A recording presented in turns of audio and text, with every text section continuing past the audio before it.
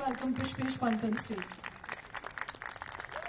Pushpesh, as I said, it's amazing how you use food as a thread through the nation, and he's done books which are on superfoods, on cookbooks, but the one I found most fascinating is about food as a binder of the nation through history. Binder, divider, fascinating stories. So when we're just talking about not political, but other whimsical ways of thinking of the country, you spoke about the Daal divides. This again, in a way, it's a playful way of again reminding ourselves how plural we are as people. That you said as you keep moving across the country, you would see geographic boundaries that are almost like divided by dal. Is when you talk in terms of dal divides.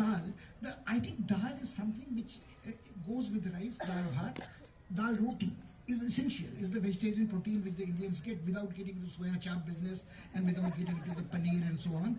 And dal everybody eats. But what you do with the dal, do you know what a perfectly cooked dal is? Arhar ki dal, yellow dal. But when you say yellow dal, arhar ki dal, yellow masoor, dhuli urad, dhuli moong, sonar moong bhaja, whatever it is, chana, cholar dal.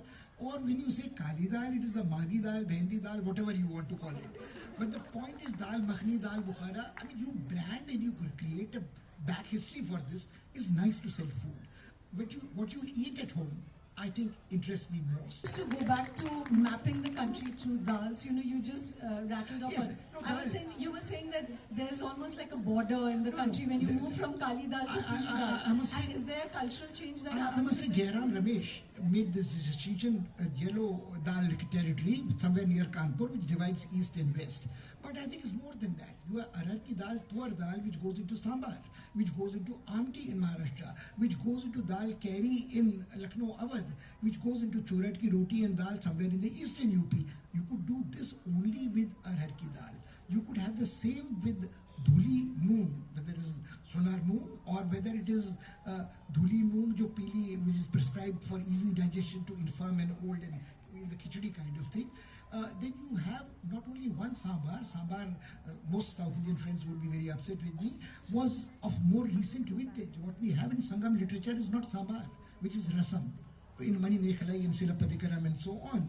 And sambar goes back to Savoji in the Tanjore court.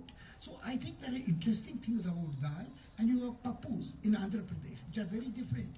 You have dalma in Odisha with sag, which is very different from sambar. You also have dalcha with meat or without meat, kaddu ka dalcha or gosht ka dalcha in Hyderabad. So you have the great phrase, ye wo aur dal, I think is a fascinating thing. Somebody said about tadka and chalk and dhuar and so on. But I think Shalno Khurana, the great musician, educated me about what the difference in a tadka is. When you have dal fry, it is a hodgepodge. But when you have a tadka of a hot diya with ghee, long, lesun, hari mirch, kali mirch, pepper,